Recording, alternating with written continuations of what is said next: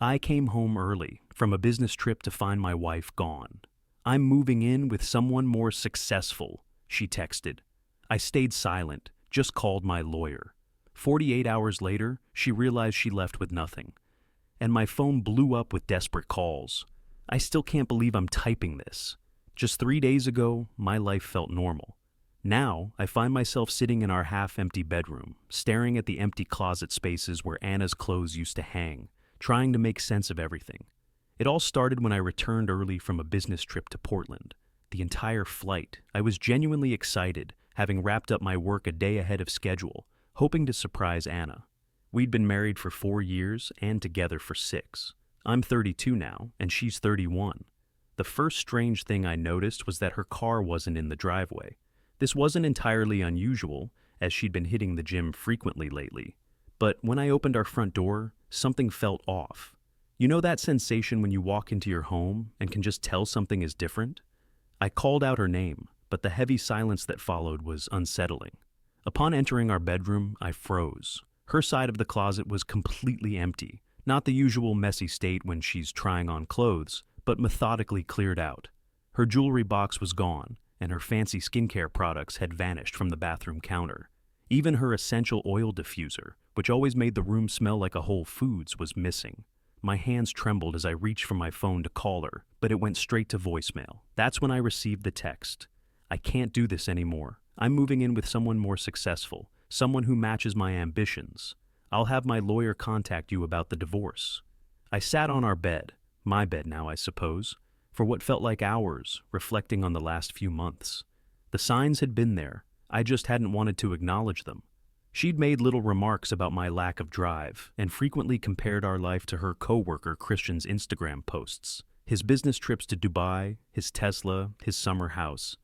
I tried to remind her that we were doing fine, building our life at our own pace, but she'd look at me as if I were a disappointment. The gym membership at that upscale new place downtown, her newfound interest in luxury lifestyle YouTubers, and the way she'd come home late from networking events smelling of expensive cologne, all clues I had ignored. I didn't break down, didn't trash the place, and didn't drunk dial her family. Instead, I took 3 actions. I called my buddy Jared, who happens to be a divorce lawyer, took photos and videos of everything, and sent her a single text. Noted, my lawyer will be in touch.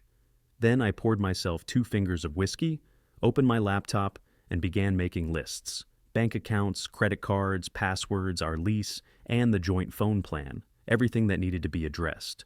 Her mom called around 8 p.m., but I let it go to voicemail. Her sister Kira texted me asking what had happened, but I didn't respond. A string of notifications from Dana began flooding in around midnight. Apparently, my lack of emotional breakdown wasn't the reaction she had anticipated. Jeremy, please talk to me. You're being cold. I deserve better than this silent treatment. Christian says you're being manipulative by not responding. I turned off notifications and kept working. By 3 a.m., I had a clear understanding of our finances and a solid to-do list for the next day. The apartment lease is in my name, as are the utilities. However, she left her name on all our joint accounts. Rookie mistake. It's strange. I always imagined that if something like this happened, I'd be shattered. Yet all I feel is a cold, focused clarity, like watching a movie where the plot twist suddenly makes sense. Tomorrow, I meet with my buddy Jared to initiate the divorce proceedings. I've already packed up the few photos of us that were left, changed the Netflix password, and ordered a new keypad for the front door. The funniest part? She left behind all her important documents: birth certificate, passport, social security card, everything. They're in our fireproof safe, which she apparently forgot in her rush to embrace her new successful life. I can only imagine how fun that will be for her to sort out. I keep waiting to feel devastated, to break down and cry, to want to beg her to return. But instead, I just feel ready to tackle whatever comes next. I'll update when there are significant developments. Right now, I need to focus on protecting myself and handling this properly. Thanks for reading, Reddit. It feels good to get this all out somewhere. Update. She's now blowing up my phone asking about her documents. My lawyer advises not to respond to anything. The next update will likely come in a few days as things progress. Update.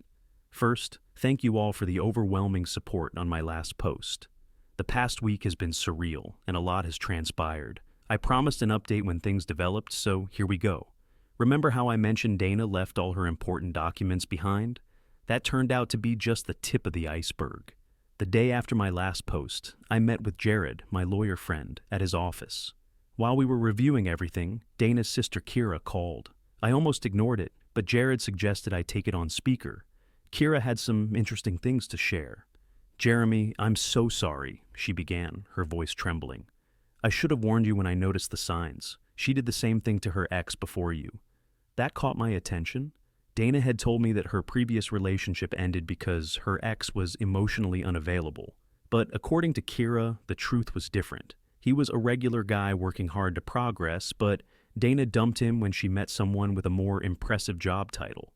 That relationship lasted 3 months before the guy's success turned out to be mostly debt and leased cars. While Kira spoke, my phone buzzed with messages from Dana. "I need my birth certificate for a new job." "Where did you put my passport? Stop being petty and answer me. Christian says you're legally required to give me my documents." I showed the messages to Jared, who just smiled and shook his head. It turns out, I'm required to provide access to her documents through proper legal channels. But since she abandoned the residence without notice, we can require her to follow formal procedures to retrieve them. Everything has to go through lawyers now. The next bombshell dropped when Dana's mom called. I actually picked up this time, and she spent 20 minutes apologizing. Apparently, this pattern began in high school, with Dana constantly trading up friends based on their parents' wealth or status. Her mom had hoped Dana would have outgrown her patterns after meeting me, as I seemed to ground her. "She's currently living in Christian's downtown apartment," her mom mentioned, sounding exhausted. "The place is a rental. His parents co-signed for it due to his low credit score." I spent the next few days getting my life organized. I changed all passwords and security questions, froze our joint credit cards legally while keeping her portion accessible, switched the utilities solely to my name, and changed the locks and door codes. I began documenting everything for the divorce proceedings, and then the social media storm hit. Dana had been posting perfectly staged photos in Christian's apartment, filled with hashtags like blessed and Tsao, living my best life. But reality was starting to seep through the cracks. She couldn't access her old accounts linked to an email password she had forgotten, and she was struggling to retrieve the documents for the new job she had lined up.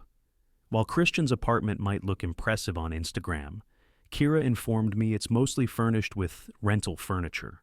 The real shock came yesterday. Remember that fancy gym membership? It was on our joint credit card, which is now frozen. Her Instagram stories shifted from morning workout selfies to lengthy rants about toxic people using money to manipulate others. The irony was almost comedic if it weren't so tragic. I received a text from an unknown number, Christian himself. He wrote, "Man, you need to be reasonable here. Just give her the documents and stop being difficult. This is beneath you." I forwarded it to Jared without replying. He's documenting everything for the divorce proceedings. Dana leaving without notice and admitting in writing to moving in with someone else has made this situation quite straightforward. This morning, I returned from my run to find Dana sitting on the front steps, mascara running from crying. I walked past her, went inside, and called Jared. He advised me to send a single text stating that all communication must go through legal representatives, with contact information provided. She sat there for 2 hours, alternating between crying and angrily texting. I kept the security camera recording and went on with my day. Eventually, she left when her phone died. I won't lie.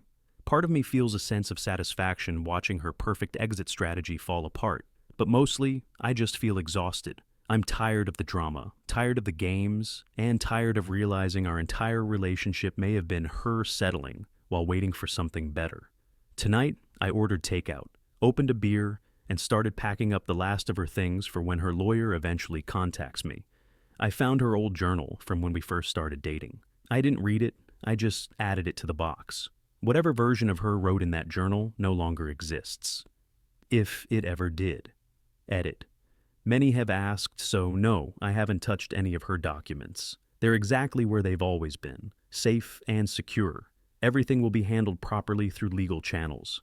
Update, her lawyer finally reached out, and a meeting is scheduled for next week. I'll provide another update afterward if there's anything significant to share. Update 2. It's been 2 months since my last update, and wow, what a journey it's been. I've hesitated to post because I wanted to ensure everything I share is factual and not just emotional reactions. Also, to be honest, I've been busy living my life. First, the meeting with the lawyers happened. It felt surreal to sit across from Dana in a conference room, watching her attempt to maintain her upgraded lifestyle image while wearing the same dress I'd seen in her Instagram post 3 times that week. The meeting was mostly straightforward until she insisted on immediate access to her documents. Her lawyer actually winced when Dana interrupted him, declaring, "I have a right to my things, he's keeping them hostage." Jared calmly pulled out printed copies of all her social media posts about moving up in life and leaving the past behind. Her documented choice to leave, combined with her public admissions about moving in with Christian, made everything quite clear-cut. We arranged a supervised exchange of belongings for the following week. But here's where it gets interesting. Remember that work project I mentioned in my first post? The one that took me to Portland? It turns out that cutting the trip short to deal with this mess was the best career move I could have made. I ended up managing a crisis that emerged while everyone else was still traveling back. The higher-ups noticed. I'm not going to share too many details, but let's just say my focus and performance during all this personal drama impressed the right people. I got a promotion last week. Nothing extravagant. I'm not suddenly driving a Tesla or buying a penthouse. Just a solid step up with better benefits and some actual work-life balance. The gym membership I started to clear my head. It turns out I actually enjoy it. I've lost 15 pounds and finally learned how to do a proper deadlift. My trainer Marcus has become a good friend. He's the one who introduced me to my current girlfriend, Adrienne. Yeah, you read that right. I wasn't looking for anything, but sometimes life has other plans. She's a pediatric nurse who loves horror movies and makes terrible puns. We're taking things slow, but it's refreshing to be with someone who gets excited about small wins and doesn't measure success by Instagram followers. Meanwhile, Dana's perfect new life isn't looking so perfect anymore. Her sister Kira, who still checks in on me occasionally, filled me in on some details. Christian's impressive career trajectory hit a snag when his company started layoffs. His luxury apartment. Rent is 3 months behind on rent, and that financed Tesla, repossessed last week. The fancy restaurants and clubs, all paid for with maxed out credit cards. Dana's been trying to get a new job, but it's challenging without easy access to her documents. Yes, we're processing everything legally, but these things take time. Every application needs proof of identity and right to work. Her temporary solutions keep hitting walls. Her social media tells an intriguing story. The posed photos in expensive restaurants have been replaced with more authentic posts about making coffee at home. Her captions have switched from blessed to long rants about discovering who her true friends are. The turning point came last Tuesday when I was having lunch with Adrienne at a little sandwich place downtown, and Dana walked in with a friend. She froze when she saw us, then spent the next 20 minutes obviously trying to eavesdrop while pretending to study the menu. I kept eating my sandwich and telling Adrienne about a weird dream I had about my cat learning to talk, even though I don't even have a cat. Just normal, comfortable conversation. Dana finally left without ordering anything, but not before I caught her staring at Adrienne's natural, happy laugh with an expression of total confusion. Later that night, the text began. "I can't believe you moved on so quickly. Who is she? We need to talk about us. I made a mistake." I didn't respond. I just forwarded them to Jared and went back to watching a movie with Adrienne. This morning, Dana showed up at my workplace. She'd clearly been crying, mascara smeared everywhere, clutching a Starbucks cup like it was a lifeline. Security didn't let her up, but she waited in the lobby for 2 hours. I took the back exit and went to lunch. Later, her mom called, saying Dana was considering moving back home. She mentioned that city life wasn't what she had expected, and that Christian wasn't who she thought he was. I simply said I hope she found what she was looking for and ended the call. Here's the thing. I don't feel vengeful or bitter anymore. I'm just living, going to work, hitting the gym, enjoying quiet evenings with Adrienne, trying new recipes, and rediscovering old hobbies. My life isn't Instagram perfect, but it's real, and that feels pretty good. Update. I just got word that the document exchange is scheduled for next week. I'll update if anything significant happens, but honestly, this might be my last post. It's time to focus on the future. Final update. I wasn't planning to post again, but after what happened at the document exchange yesterday, I need to get this off my chest. Buckle up, because this is one hell of a finale.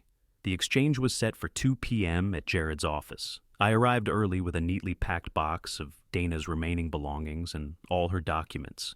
Adrienne offered to come for support, but I told her to skip the drama and meet me for dinner instead.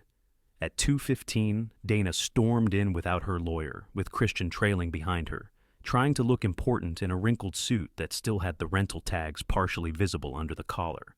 Jared immediately called Dana's lawyer, who claimed he was unaware of any meeting today. Red flag number 1.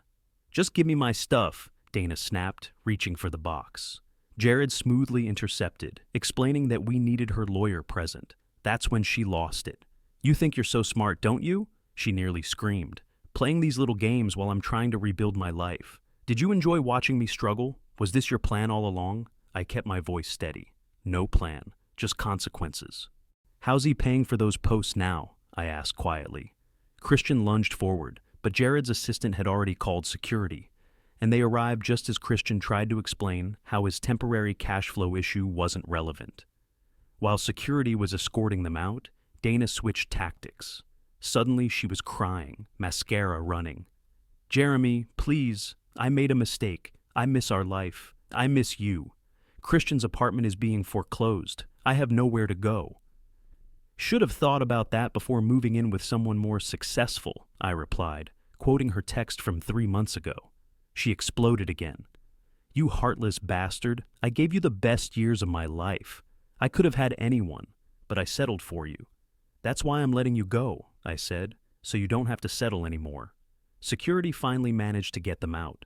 Through the glass doors, I could see them arguing in the parking lot. Christian was gesturing wildly, his rental suit getting more wrinkled by the second.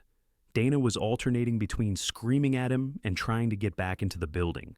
Later that evening, the texts started flooding in.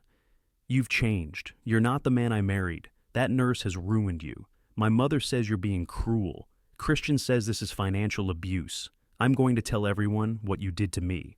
I forwarded them all to Jared without responding. Then I turned off my phone and went to meet Adrienne for dinner. She could tell something was up, but instead of pushing, she just squeezed my hand and started telling me about the ridiculous thing her cat did that morning. Around midnight, Kira called. Apparently, Dana and Christian had a massive fight outside his apartment. His credit cards were all declined at some fancy restaurant, and she had to call their parents for money to get home.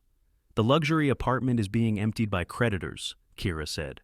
Christian's ex-wife apparently contacted her about his pattern of dating women while separated but not divorced. Dana didn't even know he was still legally married. This morning, I woke up to 47 missed calls and a novel's worth of texts. Dana had gone full social media meltdown, posting screenshots of our old conversations, photos from our wedding, and long rants about toxic positivity and emotional manipulation. Her mom finally took her phone away. Jared called an hour ago. "The divorce papers are ready. Given Dana's documented abandonment and the public nature of her actions, it's pretty straightforward. I'll likely keep the apartment and most of our joint assets. Her documents will be transferred through proper legal channels next week." You know what's funny? 3 months ago, this would have destroyed me. Now, I'm just relieved it's ending.